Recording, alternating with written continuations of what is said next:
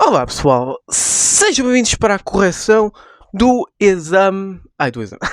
Do teste de biologia que eu fiz sem recursos a nada. Espera aí, deixa-me só meter aqui o meu microfone. Maravilhoso. Ora bem. Exactly, my friends. Well. Ora bem. Então, a primeira pergunta era verdadeiro ou falso sobre a membrana celular. Portanto, a linha A. A proteína extrínseca passa pela bicamada inteira. Falso. Isso seria a proteína intrínseca. Mas como estamos a falar da extrínseca, a extrínseca só passa na parte de fora da bicamada. Portanto, é falsa.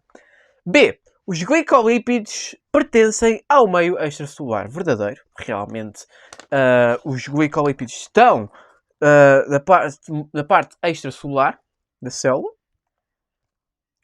C. Flip-flops movem-se entre camadas da membrana.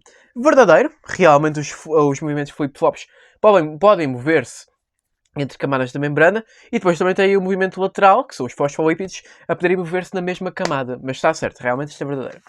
E a D. Moléculas polares podem passar na bicamada. Esta era um bocado tricky, mas é verdadeiro também. Imagina, maioritariamente passam moléculas apolares, mas também dá para passar moléculas polares, como o exemplo da água. A água, H2O, é uma molécula polar e pequena, e sem carga, que pode passar na bicamada. Ok, malta? Pronto. Portanto, havia esta pequena exceção. Portanto, falso, verdadeiro. Ok? 2. Explique o nome para mosaico fluido. Ora bem, a razão de chamar-se mosaico fluido, que eu não sei se eu já tinha falado, quer dizer, eu falei, por isso é que eu apliquei esta pergunta, mas pronto. Mosaico fluido. Toda a gente sabe o que é um mosaico. Mosaico é vocês sabem o que é um mosaico? É basicamente vocês vão na rua e vocês veem mosaicos por todo o lado, até vendem na feira da Ladra. Mas basicamente um mosaico é como se fosse um padrão, tal e qual como nas ruas. Vocês veem um padrão, seja de repetição, um padrão um padrão de simetria e tal e qual como acabar a bicamada de fosfolípidos. Vocês têm um padrão de fosfolípidos que se colam uns aos outros e esse padrão é por isso que chama-se mosaico, porque os mosaicos da vida real também têm um padrão. E é fluido, é um mosaico fluido, porque imagina, não significa que é fluidez, mas significa porque os fosfolípidos estão sempre a movimentar-se. E esse movimento é por isso que chama-se fluido, porque é uma coisa que se movimenta. A água é um fluido que se movimenta também. Pronto. É isso. Mas é literalmente essa a definição. Mas foi o que eu disse no vídeo. Agora, vou acreditar nisto que eu disse há um ano atrás. Não, eu não faço a menor ideia. 3. Seleciona a opção correta. Sendo que a região apolar é... eu vou dizer por opções, no caso. Sendo que a região apolar é hidrofóbica, logo pertencerá fosfolípidos. Esta é a opção A. Portanto, não é a opção A. Mas, quer dizer, pode ser... Opa! Eu acabei de ler a opção A. Agora, está correto ou não? Então, vamos lá ver. Sendo que a região polar é hidrofóbica... aliás, queria dizer apolar. Sendo que a região apolar é hidrofóbica, logo pertencerá a fosfolípidos. Ora, a primeira parte está certa. Na verdade, é realmente a região apolar tem que ser hidrofóbica, né? Que é a parte dentro da bicamada, certo? Agora, pertencerá a fosfolípidos? Não. Porquê? Porque os fosfolípidos são a parte externa da membrana. E a parte externa da membrana é polar. Não é apolar. Portanto, os fosfolípidos são polares, não são apolares. Neste caso, não podia ser fosfolípidos. No caso, pertencerá a colesterol. No caso, era a opção B. A opção B é correta. No caso, hidrofóbica, colesterol. Porquê? Porque o colesterol, se vocês repararem na figura, realmente está... Imagina, o colesterol são estas cenas amarelas. Se vocês repararem... Estão a ver estas cenas amarelas? Se vocês repararem, o colesterol está realmente sempre dentro da membrana. E no caso, dentro da membrana é apolar. Pronto, então é a opção B. E já vamos nos 4 minutos. 4. A difusão simples, portanto, outra escolha múltipla, a difusão simples é contra o gradiente de concentração. Mano, aqui dá para ver logo que não é, mano. Claro que a difusão simples não é contra o gradiente de concentração. É a favor do gradiente de concentração, certo? Aliás, isto vocês podiam só simplesmente ir ao resumo, que aparece no essencial do livro, certo? E é, certo, é a favor do gradiente de concentração, ou seja, só pode ser a opção C e D, vamos já ver o resto da frase, em que no interior há mais concentração de substâncias ou menos concentração de substâncias, portanto, mais ou menos. No caso, como vocês têm que saber vocês tinham que saber o conceito a favor de gradiente de concentração, né? E esse conceito é que vai do soluto do mais concentrado para o menos concentrado. Sendo mais concentrado ou menos concentrado, logo no interior haverá menos concentração. Ou seja, é a opção D. Porquê que tem que ser o interior? Porque eu vou sempre do meio exterior para o meio interior. Então, se o interior é a minha localização final e é do mais concentrado ao menos concentrado, logo o menos é o interior, logo é a opção D, a favor, menos. Certo? Ok. Divisão simples é a favor do gradiente de concentração, em que no interior há menos. Ok? E depois sendo que a região apolar é hidrofóbica, logo pertencerá colesterol. Ok? Eu não acredito que já vou nos 6 minutos. 5. Explica o que é uma solução isotónica. Uma solução isotónica, muito, muito rapidamente, é basicamente, isto pertence à osmose, mas é basicamente quando na solução, a solução da parte exterior da célula e a solução da parte interior da célula igualam-se em termos, como aqui estamos a falar de solução, então o soluto e o solvente, porque a solução é basicamente o soluto e o solvente, é soluto mais solvente. Então, basicamente, a solução isotónica é basicamente quando o solvente e o soluto igualam-se, seja no exterior, no meio extracelular da célula, seja no meio intracelular da célula. Não há cá meios hipotónicos, tem meios hipertónicos. Simplesmente não há cá mais soluto no interior, mais solvente no exterior. Simplesmente há igual quantidade nos dois lados, ok? Isso é que é a solução isotónica, ok? É igualar. 6. Observe, mais uma vez, vou-vos mostrar a figura para vocês verem. Eu já não vou interpretar. Portanto, 24 gramas de H2O, 30 gramas de H2O, meio extracelular para meio intracelular, 3 bolinhas, aqui tem mais 8 bolinhas, isto é bicamada. Pronto, acabei de por interpretar, pronto. 6.1, a água moveu-se para o meio. Agora tínhamos as opções de hipertónico ou hipotónico, tendo em conta um menor e maior, também como opções, ok? Ora bem, a água moveu-se para o meio hipertónico. A água moveu-se para o meio hipertónico. Porquê? Porque porque basta só ver que ela moveu-se para um sítio onde havia mais soluto. Basicamente é isso. A hipertónico é o sítio com mais soluto e o hipotónico é o sítio com mais soluto. Se a seta está a apontar para um sítio com mais bolinhas, logo tem que ser hipertónico.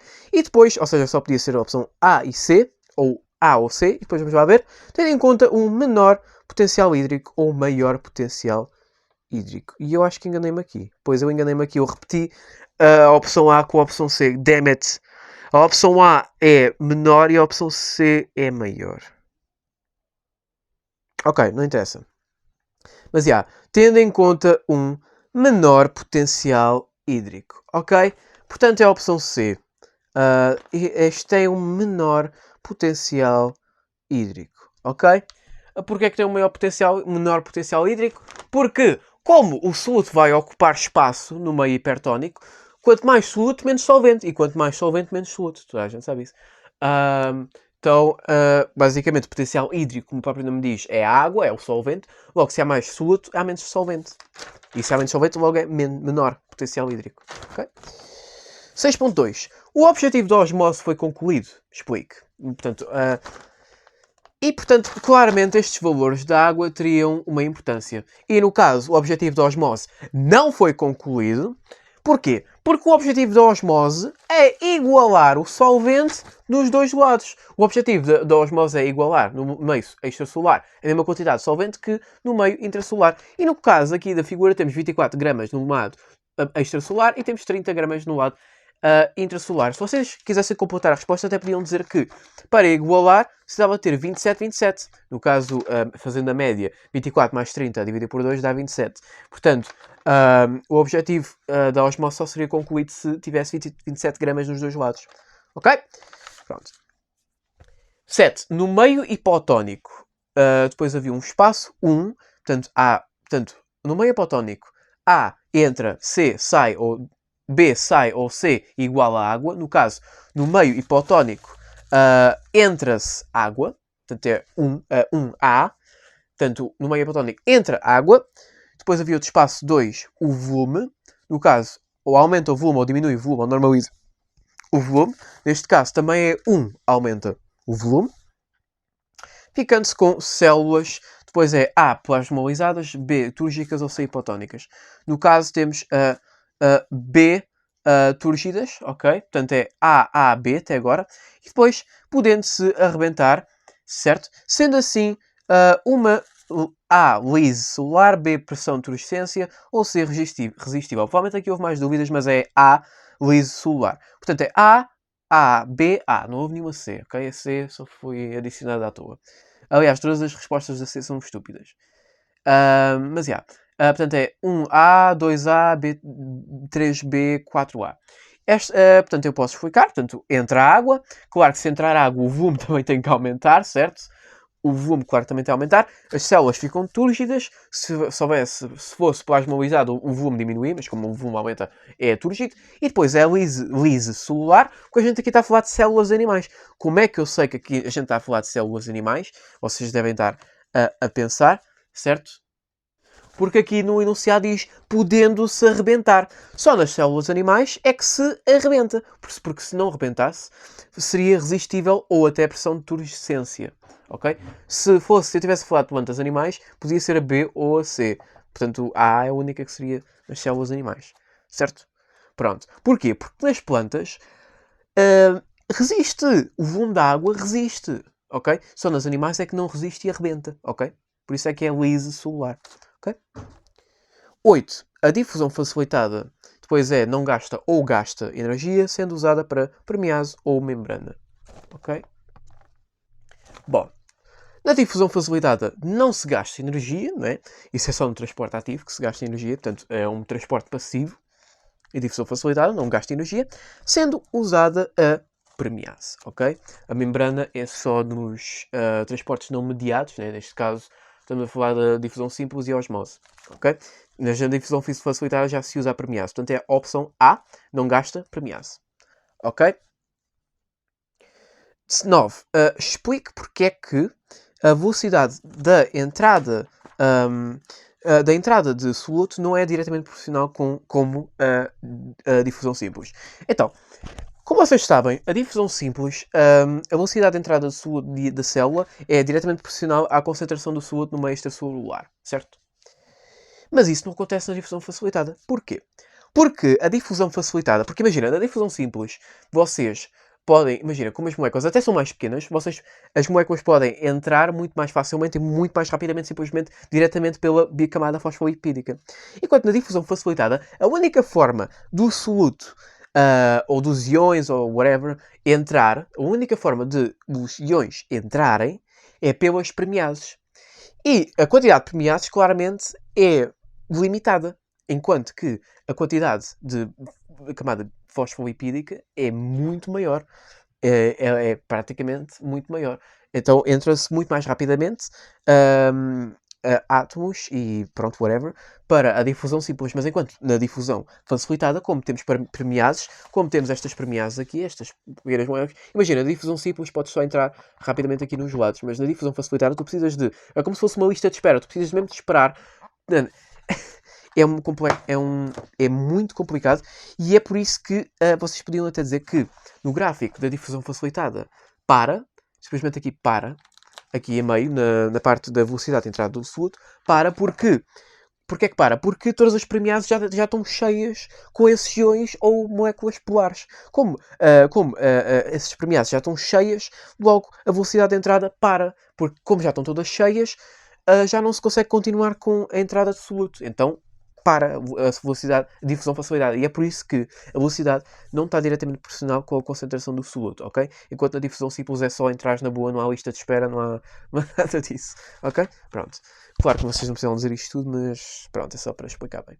Pronto, agora ordenar o transporte ativo, era a pergunta que eu ia mais, 12 pontos. São 6 alíneas. E pronto, vamos lá começar. Então, primeiro era C, ligam-se 3 íons Na a 3 locais específicos da bomba. Depois era a D, ligação do Na+, que estimula a ligação de um grupo fosfato à bomba Na+K+.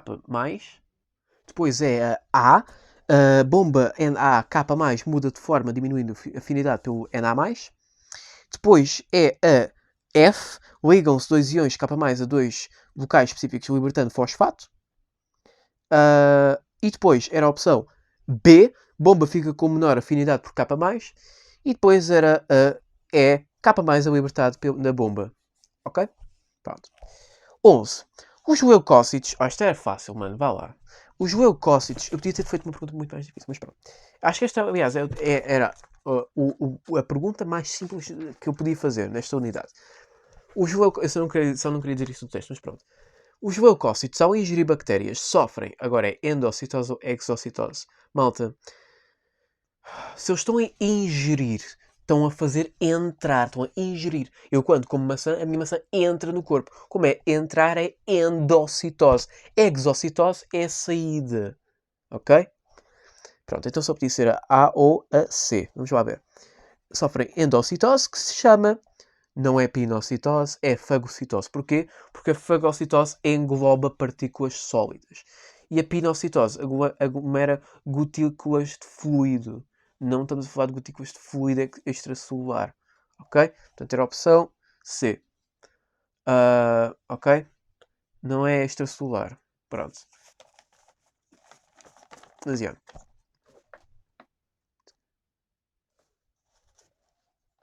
Espera aí. Desculpa, é que eu pensava que era pinocitose por um segundo. Mas e no manual diz mesmo. Fagocitose, exemplo, bactérias. E estava a falar dos leucócitos a ingerir bactérias. Pronto, já. Pronto. 12. Como é que se comunica o retículo endoplasmático rugoso com o retículo endoplasmático liso em relação, pronto, às funções dos organelos no sistema endobranar? Basicamente, era só dizerem que comunicam-se entre si com o complexo de Golgi através de vesículas de transporte. É literalmente só isso, 7 pontos. Era só dizerem, comunicam entre si com o complexo de Golgi através de vesículas de transporte. Ora bem, pergunta 13. Indique um exemplo da autofagia do ser humano. Primeiro, o que é autofagia? Vamos lá relembrar. É um processo de digestão de produtos e estruturas da própria célula, renovando-a de uma forma contínua. Ora, se é uma renovação, temos o exemplo do fígado, que pode-se renovar ao longo dos anos. É o fígado.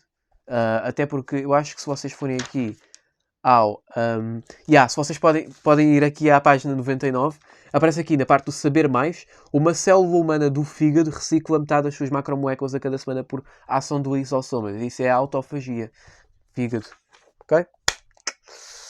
Fígado. Aliás, fígado acho que era o único exemplo que vocês tinham do ser humano. Eu não sei, pode haver mais, mas pronto. 14. Em que parte do neurónio tem-se um núcleo? Explique a sua função. Ora bem, a parte do neurónio em que tem-se o núcleo, estamos a falar do corpo celular, ok? É o corpo celular. E a função do corpo celular é receber e processar sinais ou estímulos, enviando-os para o axónio, ok? É isso. A função é simplesmente processar sinais ou estímulos, principalmente, ok? E depois, se quiserem ainda adicionar, enviando ao axónio, ok? 15. O núcleo do neurónio, se estiver lateral... este muita gente deve ter errado. Esse tipo de neurónio denomina-se de... Opção A. Neurónio de repouso. Não. Neurónio de repouso não tem nada a ver. Neurónio de repouso é simplesmente a face interna da membrana é negativa, a face externa é positiva. Não tem nada a fazer. Opção B. Neurónio sensitivo é a opção B. Só porquê? Porque o enunciado diz: o núcleo do neurónio, se estiver lateral, malta, eu vou-vos mostrar. Se tiver natural, lateral, queria dizer. No caso, no neurónio sensitivo, que é este aqui, vocês vão reparar que o núcleo, que é esta coisinha roxa, está na parte lateral.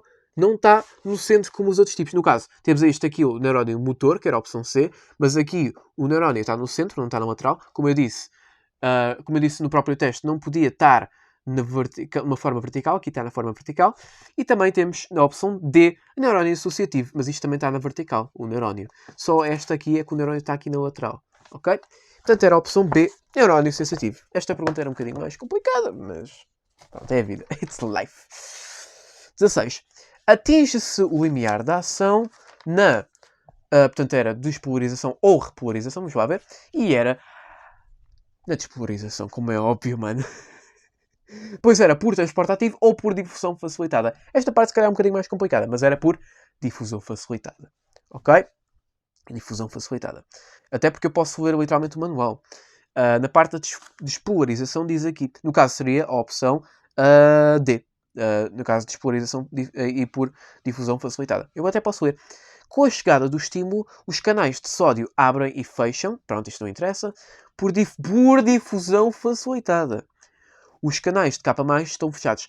Quando se atinge o limiar da ação... Pronto, já está aqui a resposta. É a despolarização. Porque depois, na repolarização... imagina, na repolarização é verdade que fala de difusão facilitada. Certo. Então, podia ser a opção C. Não. Porquê? Porque não se atinge o limiar da ação na repolarização. É verdade que ocorre a difusão facilitada na repolarização. Sim, é verdade. Mas não ocorre o limiar da ação, que era o que estava no enunciado. Ok? Pronto. 17. Quem e onde se degrada os neurotransmissores? Ora bem, quem degrada os neurotransmissores são as enzimas, ok? São as enzimas que se localizam e aonde é que se localizam? Isso é na fenda sináptica. Não, ou seja, não é no neurónio pré-sináptico nem no neurónio pós-sináptico. É mesmo na fenda sináptica. Mesmo na sinapse, mesmo no meio. Ok? Portanto, quem? Era só dizer quem, enzimas, onde, fenda sináptica. Ok? 8 pontos. 18. Bom, agora finalmente passando esta porra à frente. Ora bem. 18. As enzimas atuam na... E depois vocês já tinham aqui as 4 opções. No caso, ingestão, digestão, absorção e egestão. Egestão? Claro que não, bro. Até rima. Então, as enzimas atuam na digestão. Mano, a maioria destas escolhas múltiplas, por isso é que eu disse, a maioria destas escolhas múltiplas estavam simplesmente na parte do o essencial do manual. Se eu for literalmente ler esta parte de o essencial na parte da digestão, eu posso literalmente ler. A primeiro tópico não interessa, é um conjunto de processos físicos e químicos, blá, blá, mas depois no segundo tópico diz a digestão química implica a atuação de enzimas digestivas. Eu só não disse enzimas digestivas porque digestivas digestão ia dar logo a resposta, né? Então, a opção só podia ser a opção B, porque depois as outras opções da primeira parte diz ingestão, depois a absorção e depois ingestão. Logo só podia ser a opção B. Mas pronto, vamos lá ver o resto da frase. E as secreções básicas ocorrem na absorção, portanto é mesmo a opção B. Porque se fosse... porque depois havia digestão na opção C e D. Havia absorção na opção A e B, mas depois havia digestão na opção C e D. Porém, a digestão é na secção média. Na secreção, desculpem. Na secreção... desculpem. A digestão é na secreção ácida. Porém, o enunciado está a dizer secreções básicas. Secreções básicas é a absorção. Digestão é nas secreções ácidas. Ok? Pronto, então é a opção B. Digestão, absorção. Ok. 19. Verdadeiro ou falso? Microconsumidores têm digestão extracorporal. Claro, verdadeiro. Ok. Agora, o átrio na esponja está no seu interior. Verdadeiro. Ok? Sim, verdadeiro. Imagina, eu não percebo muito bem esta figura, mas eu garanto-vos que deve ser verdadeiro. Se está aqui o átrio aqui dentro, logo, só pode ser... Eu só pedi interior, portanto, sim, verdadeiro. E depois a C, na digestão extracelular, ocorre no interior parcialmente digerido. E esta também é verdadeira, ou seja, é verdadeira. Sim, pessoal, esta é verdadeira, porque se vocês forem, até podem ir ao essencial, diz simplesmente digestão intracorporal, intracelular, ocorre no interior dos vacúolos. Portanto, desculpem, enganei-me, estamos a falar da extracelular, né? A extracelular ocorre no interior das cavidades digestivas. Ou seja, mesmo que seja... Isto era uma partida. Mesmo que seja extracelular, ocorre no interior. Vocês até podem vir aqui ver, que eu também queria confirmar mesmo. Que também fiquei surpreso. No interior dessa cavidade, o alimento é parcialmente digerido, como aqui diz, sendo parcialmente digerido, por ação de enzimas. E isso é digestão extracelular. Ok? Portanto, era verdadeiro. Não havia nenhuma falsa. Para vocês haver uma partida. Okay? 20. Explique a função dos esfíncteres. Pronto, isto era mais cultura geral, vou ser muito sincero. Porém, para quem não sabe, os esfíncteres é o início e o fim do estômago, certo? Basicamente, os esfíncteres servem para controlar a comida. Imagina que estás a comer bué rápido. Os esfíncteres é como se fosse tipo um semáforo. Tipo, estás a ver, tipo, imagina, o início do estômago. É como se fosse um semáforo. Tipo, olha, está a ver, está aqui. Os esfíncteres. Aqui no início e aqui no fim. É como se fosse um stop, tipo, para. E depois, depois os esfíncteres fecham-se para parar de para fazer com que o bolo alimentar pare antes de chegar ao estômago e depois, no final do estômago, existe outro esfíncter para ver se o bolo alimentar já está preparado para chegar à paragem seguinte, entre aspas. Pronto. É assim, os esfíncteres servem simplesmente como controle de, para além de não comeres à pressa, servem simplesmente de, para tu teres cuidado, ok? Mas ainda bem que existem, ok? 21. Indico 3 vantagens do tubo digestivo completo. Havia 5, mas vocês podiam... Pronto, eu vou dizer os 5, mas pronto, era para dizer 3. Digestão por etapas, neste caso, sendo sequencial. Temos regiões especializadas para cada etapa no processo digestivo. Temos uma maior eficácia no processamento dos alimentos e na absorção. Mas também podiam dizer ingestão de maior quantidade de alimento e maior disponibilidade de energia. Ok? Pronto. E agora passando à maravilhosa fotossíntese, né? Maravilhosa. Toda a gente adora a fotossíntese, malta. Enfim, continuando. Como se chama o pigmento fotossintético onde se capta energia luminosa? Uma palavrinha, é só uma palavra. Clorofila. Eu literalmente disse na matriz do teste. Malta, saibam o que é uma clorofila. Oh my god. É uma clorofila. Até porque vocês forem à página 123, literalmente diz. A energia luminosa é captada por moléculas designadas pigmentos fotossintéticos, como é o caso da clorofila. Ok? 24. Isto era complicado. Opção A. Clorofila A tem verde avermelhado. Falso. Não pode... Imagina, isto não é verdadeiro ou falso, mas é só para saber qual é que é a opção correta. A clorofila A tem verde avermelhado, não podia ser esta. Na verdade, a clorofila A tem um verde azulado. Okay? B. A clorofila B tem um verde azulado. Falso. A clorofila B tem um verde amarelado. C. O caroteno tem tons de laranja. Era esta. O caroteno tem realmente tons de laranja. Porque depois a D diria que... a D diria que espera aí. A D diria que xantofilas têm tons de amarelo. Mas essa também está verdadeira. Eu acabei de me aperceber isso. Existem duas respostas verdadeiras, é C e a D. O C tem realmente tons de laranja e o D tem realmente tons de amarelo.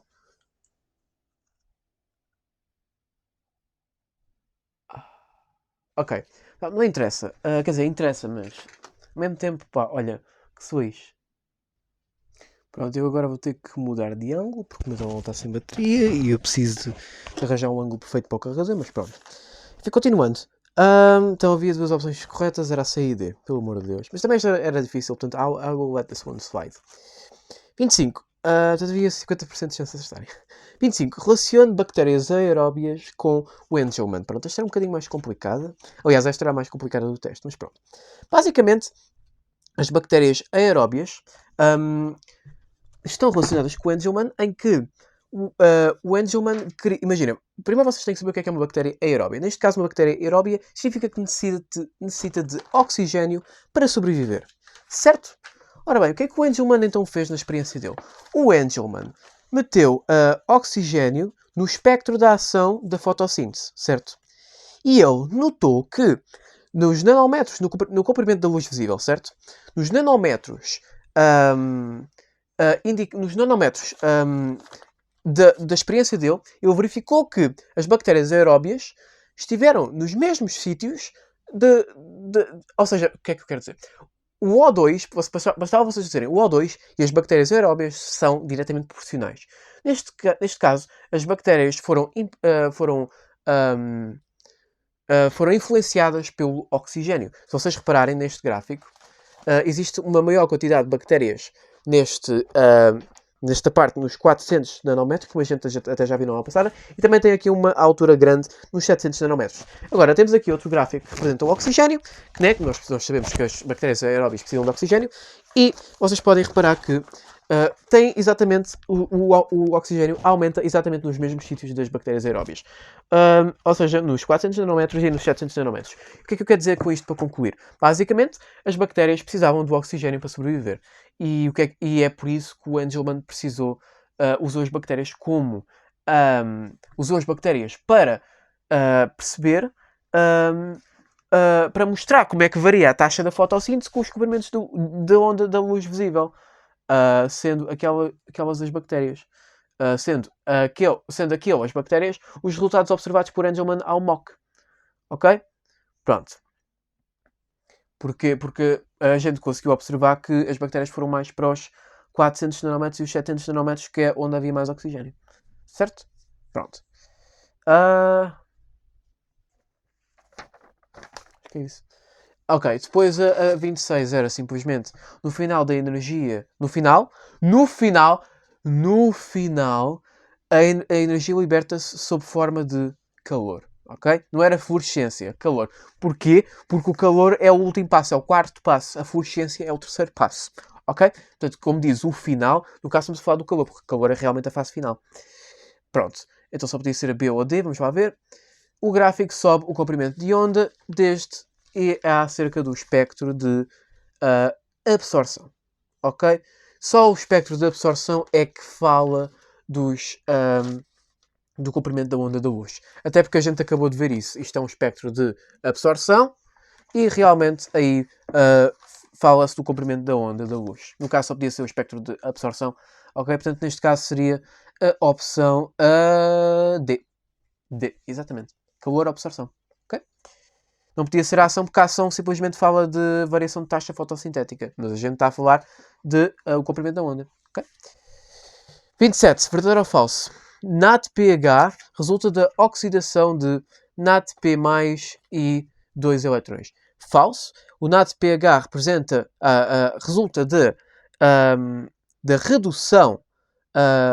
da redução de NADP+, e 2 eletrões, certo? Portanto, não é oxidação, é redução, falso. B. ATP resulta de transporte de eletrões. ATP resulta de transporte de eletrões, falso. Quem resulta do transporte de eletrões é o NADTP, não é o ATP. Quem resulta do transporte de eletrões é o NADPH, não é o ATP. No caso, o ATP simplesmente acumula e mobiliza a energia, portanto, essa também era falsa. C. Menos energia que se liberta significa exóide energético. E isso está certo. E isso está certo. E a D, fase fotoquímica, ocorre nos estomas. Claro que isto é estúpido, simplesmente ocorre nos tilacoides e não ocorre nos estomas, como é óbvio. Ok? Portanto, esta última era simples. Portanto, falso, falso, verdadeiro, falso. Ok? 28. O que se oxida nesta fase? No caso da fase fotoquímica, o que é que se oxida? Bastava só dizer que se oxidava as clorofilas e a água. Portanto, a água oxida-se porque os eletrões das clorofilas são repostos, o que vai fazer produzir O2, e depois existe a oxidação das clorofilas, não era preciso explicar, mas pronto, por causa da absorção de energia de um fóton. Ok? 29. Em relação ao lumen, o que leva à formação de ATP? Bom, o que leva à formação de ATP é a acumulação de H+, que gera um gradiente de concentração, que é usado pela ATP sintase, formando assim o ATP. Ok? Pronto. 30. As moléculas de G3P, que não são usadas para regeneração de RuBP, o que lhes acontece e como? Ora bem, então, toda a gente sabe, como eu já disse, que as moléculas de G3P têm dois caminhos para ir e um deles é continuar a fase, ou seja, a regeneração da ribulose fosfato. Mas o que é que acontece? Mas qual é que é o outro caminho que as moléculas de G3P podem fazer? As moléculas de G3P simplesmente podem produzir glicose e outras biomoléculas. Ok? E como?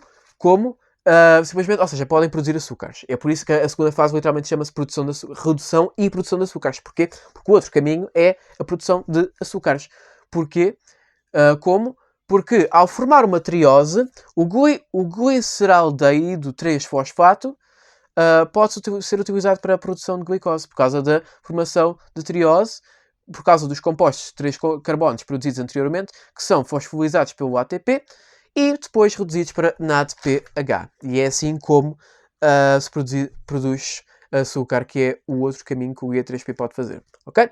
Mas é enfim, pessoal. Eu espero que vocês tenham percebido a correção. Se vocês tiverem alguma dúvida nos comentários. E enfim, vou ficar por aqui. Eu tive aqui 2 erros. No caso foi a 6.1 e 6.1 e a 24. Eu não sou bom a fazer escolhas múltiplas, obrigado. Mas enfim, porque eu não costumo fazer escolhas múltiplas, mas enfim. Eu vou ficar por aqui e eu vejo-vos no próximo vídeo. Tchau, tchau, maltinha. Desculpem.